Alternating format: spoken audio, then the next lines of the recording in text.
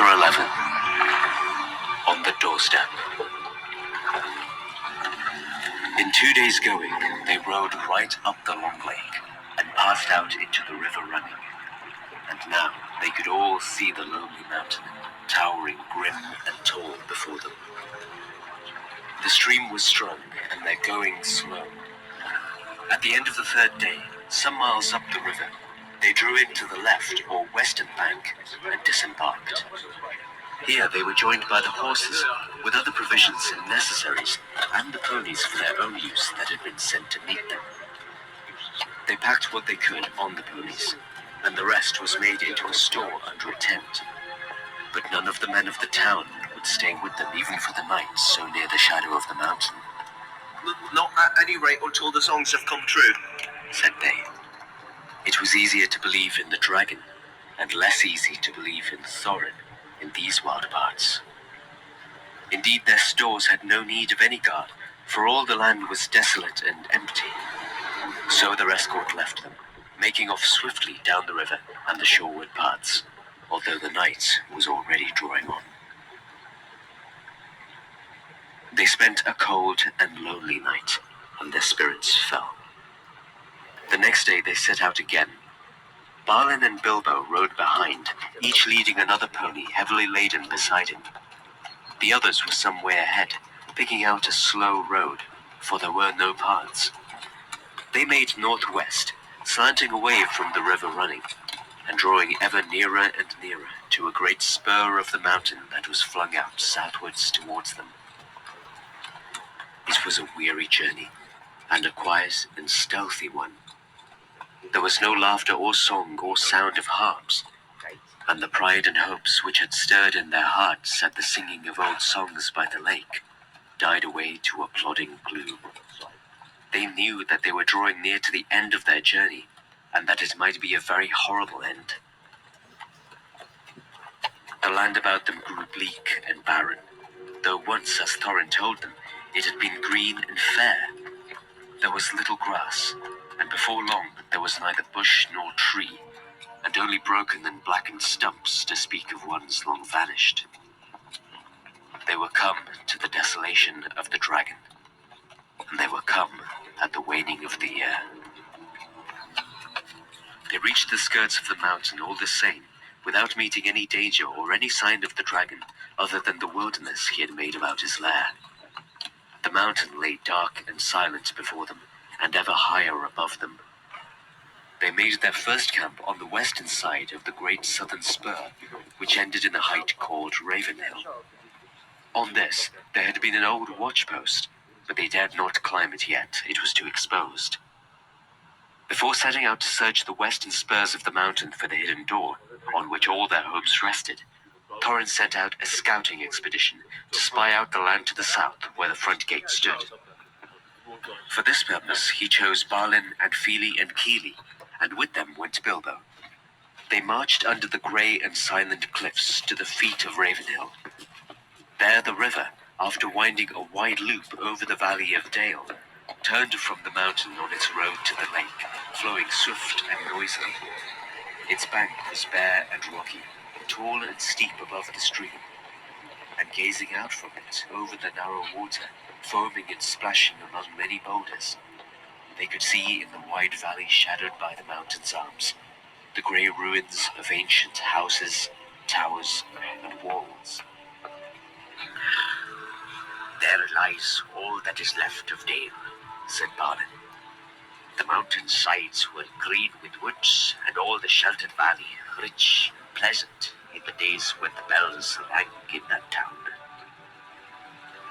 He looked both sad and grim as he said this. He had been one of Thorin's companions on the day the dragon came. They did not dare to follow the river much further towards the gate, but they went on beyond the end of the southern spur, until, lying hidden behind a rock, they could look out and see the dark, cavernous opening in the great cliff wall between the arms of the mountain. Out of it the waters of the running river sprang, and out of it too there came a steam and a dark smoke. Nothing moved in the waste, save the vapor and the water, and every now and again a black and ominous crow. The only sound was the sound of the stony water, and every now and again the harsh croak of a bird. Balin shuddered. Let us return, he said.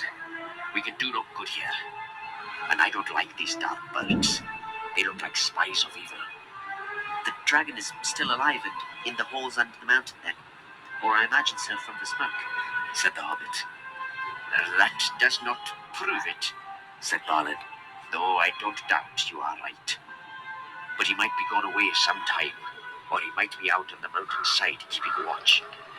And still I expect smokes and steams would come out of the gates.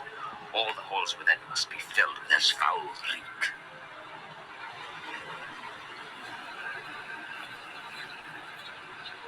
With such gloomy thoughts, followed ever by croaking crows above them, they made their weary way back to the camp. Only in June they had been guests in the fair house of Elrond, and though autumn was now crawling towards winter, that pleasant time now seemed years ago. They were alone in the perilous waste, without hope of further help.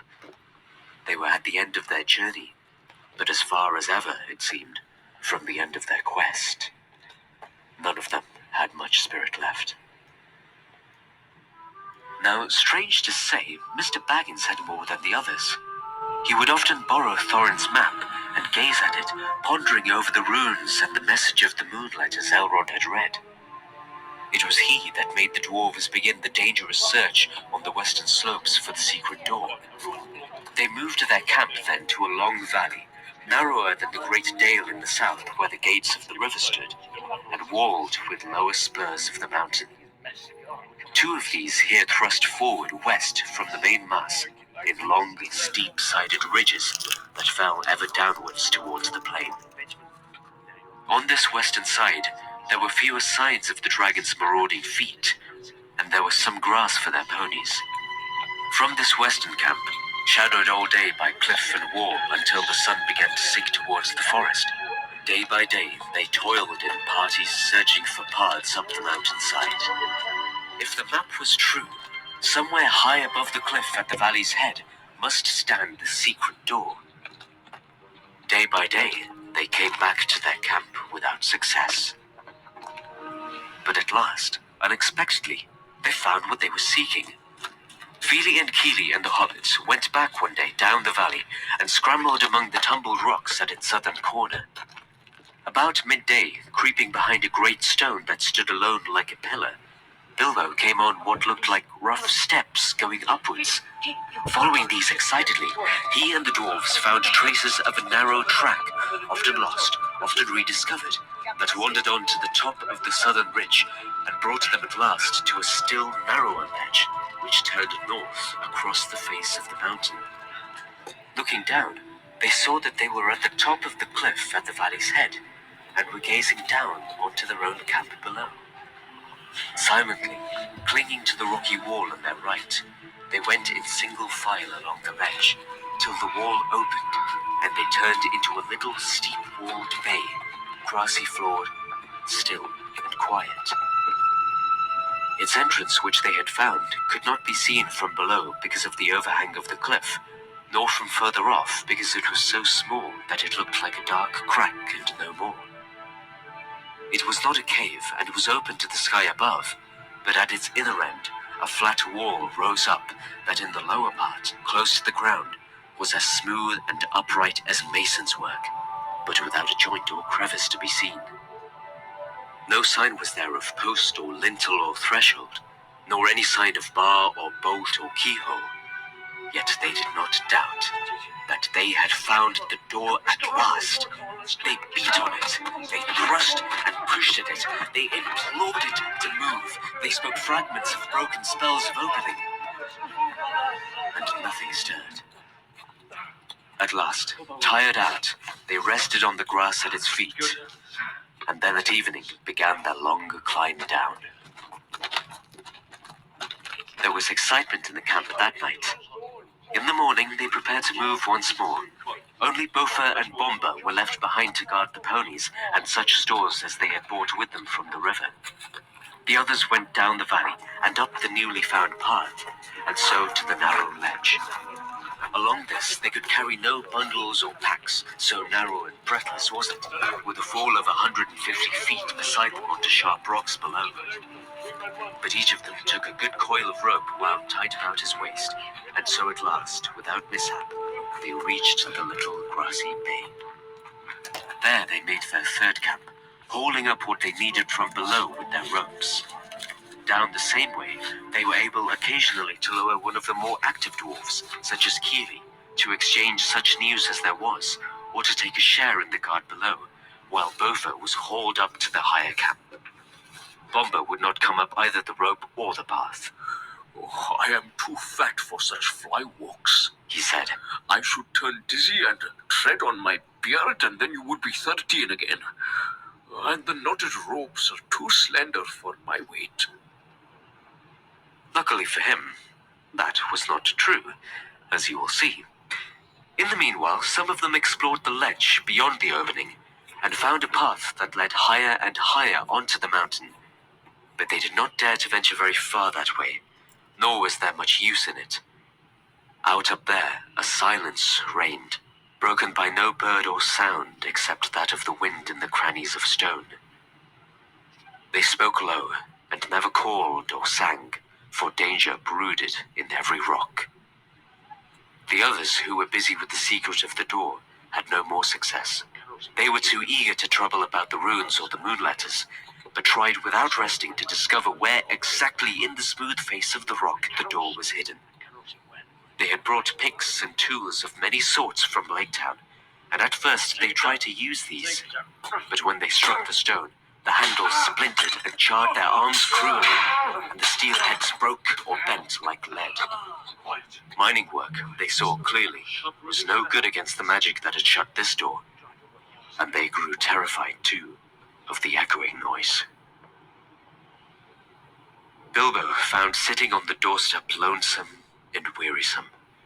There was not a doorstep, of course, really, but they used to call the little grassy space between the wall and the opening the doorstep in fun, remembering Bilbo's words long ago at the unexpected party in his hobbit home, when he had said they could sit on the doorstep till they thought of something.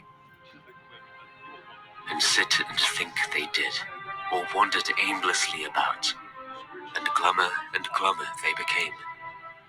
Their spirits had risen a little at the discovery of the path, but now they sank into their boots. And yet they would not give it up and go away. The hobbit was no longer much brighter than the dwarves. He would do nothing but sit with his back to the rock face and stare away west through the opening, over the cliff, over the wide lands, to the black wall of Mirkwood, and to the distances beyond, in which he sometimes thought he could catch glimpses of the misty mountains, small and far. If the dwarves asked him what he was doing, he answered, You said sitting on the doorstep and thinking would be my job, not to mention getting inside. So I am sitting and thinking. But I am afraid he was not thinking much of the job, but of what lay beyond the blue distance, the quiet western land and the hill, and his hobbit hole under it. A large grey stone lay in the centre of the grass, and he stared moodily at it, or watched the great snails. They seemed to love the little shut-in bay with its walls of cool rock, and there were many of them, of huge size, crawling slowly and stickily along its sides. Tomorrow begins the last week of autumn, Said Thorin one day. and winter comes after autumn. Said Biffa. And next year after that, Said Dwalin. and our beards will grow till they hang down the cliff to the valley before anything happens here. What is old Purgler doing for us? Since he is going invisible ring and ought to be a specially excellent performer by now, I'm beginning to think he might go through the front gate and spy things out a bit. Bilbo heard this. The dwarves were on the rocks just above the enclosure where he was sitting, and Good gracious, he thought. So that is what they're beginning to think, is it? It is always poor me that has to get them out of their difficulties, at least since the wizard left. Whatever am I going to do? I might have known that something dreadful would happen to me in the end. I don't think I could bear to see the unhappy Valley of Dale again. And as for that steaming gate...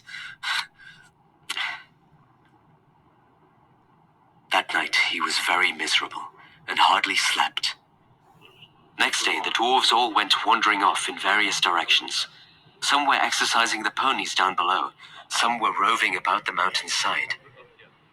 All day, Bilbo sat gloomily in the grassy bay, gazing at the stone, or out west through the narrow opening. He had a queer feeling that he was waiting for something. Perhaps the wizard will suddenly come back today, he thought. If he lifted his head, he could see a glimpse of the distant forest. As the sun turned west, there was a gleam of yellow upon its far roof, as if the light caught the last pale leaves. Soon he saw the orange ball of the sun sinking towards the level of his eyes. He went to the opening, and there, pale and faint, was a thin new moon above the rim of earth.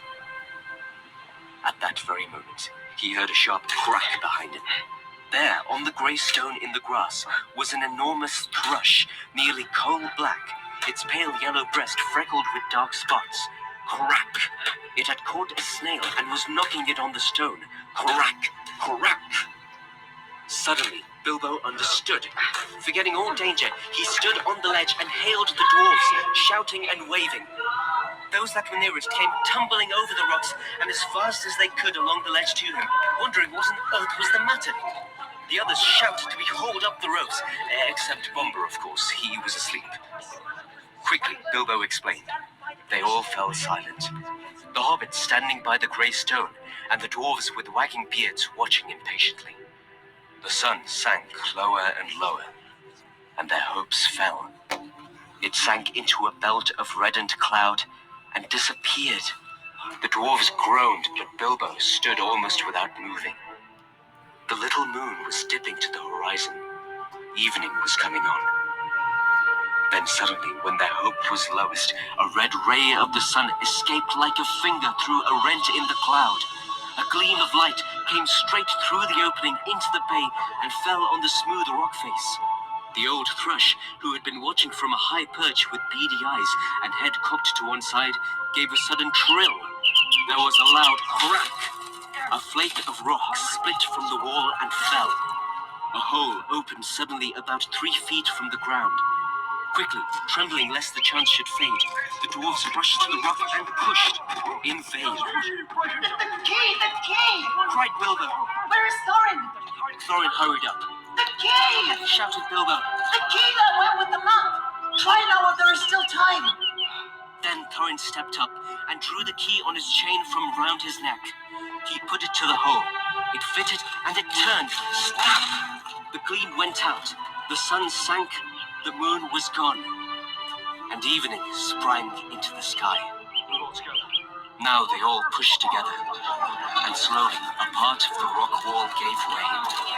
Long, straight cracks appeared and widened. A door 5 feet high and 3 broad was outlined. And slowly, without a sound, swung inwards. It seemed as if darkness flowed out like a vapor from the hole in the mountainside. And deep darkness in which nothing could be seen lay before their eyes. A yawning mouth, leading in and down.